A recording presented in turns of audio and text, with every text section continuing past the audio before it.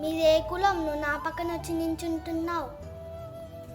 క్రీస్తుకి మతభేదం కానీ కులభేదం కానీ లేదు. వృత్తిపరంగా పెట్టిన పేర్లు మాత్రాన కులం అని వేరుగా చూడాలని కాదు.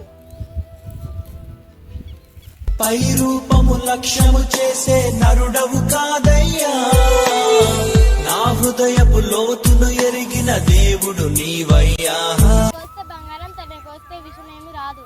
తల్లి గర్భమున అందరూ మాంసం ముద్దలానే పుట్టారు. మరి ఇన్ని యాసలు భాషలు ఎందుకు వచ్చాయి? మంచి ప్రశ్న.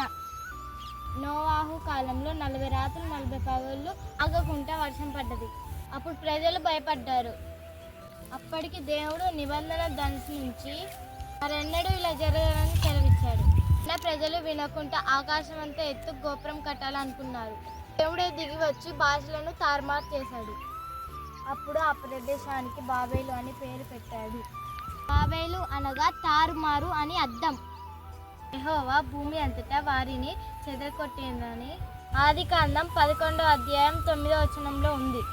ఆ తర్వాత వచ్చినయే భాషలు, వృత్తులను బట్టి వచ్చినవి కులాలు. చేసే పనిని బట్టి అప్పటి వారు గౌరవించటం లేదా హేళన చేయటం జరిగింది. కానీ మనం క్రీస్తు రక్తంలో కడుగబడి సహోదరి ప్రేమతో జీవించాలి.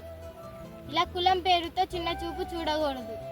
సాటి మనిషిని మనిషిలా ప్రేమించాలని బైబిల్ గ్రంథంలో చెప్తుంది.